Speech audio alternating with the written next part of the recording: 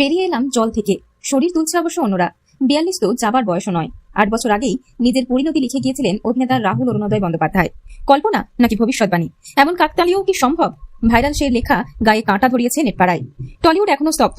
জনপ্রিয় অভিনেতা রাহুল অরুণোদয় বন্দ্যোপাধ্যায়ের আকস্মিক মৃত্যু যেন মেনে নিতে পারছেন না কেউই। আজ থেকে 8 বছর আগে 2018 সালে আর্টিস্ট ফোরামের একটি পত্রিকায় প্রকাশিত হয়েছিল রাহুলের লেখা বান্ধবীরা। সেখানে তিনি লিখেছিলেন, মৃত্যুর পর নিজেকে বেশ রাজকীয় লাগছে আমার। এমনিতেই মৃত্যুটা বেমক্কা হয়েছে।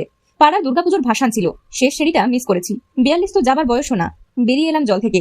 শরীর তুলছে অবশ্য অন্যরা। এখন ক্লাব ঘরে রাখা। হঠাৎ করে পাড়ার সবাই এমন ভিড় করে দেখছে যেন আমি কোনো সেলিব্রিটি, অথচ আমি কেউ নই। এই লেখাটির সঙ্গে বর্তমান বাস্তবতার অদ্ভুত মিল অনেককেই স্তম্ভিত করে দিয়েছে। সেখানে তিনি নিজেই যেন এক জলে ডুবে যাওয়ার মৃত্যুর চিত্র এঁকেছিলেন, আর বাস্তবেও তার মৃত্যু ঘটল জলে ডুবে, তাও আবার মাত্র 42 বছর বয়সেই।